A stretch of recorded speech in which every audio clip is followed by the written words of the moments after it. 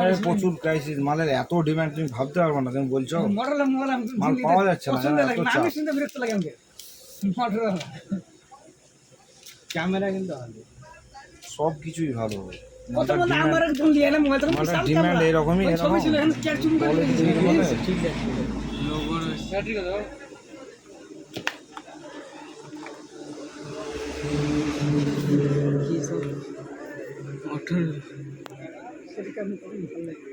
কদিন ভালো লাগবে চিরকালই যতদিন মোবাইল দেখে ততদিন ভালো লাগবে।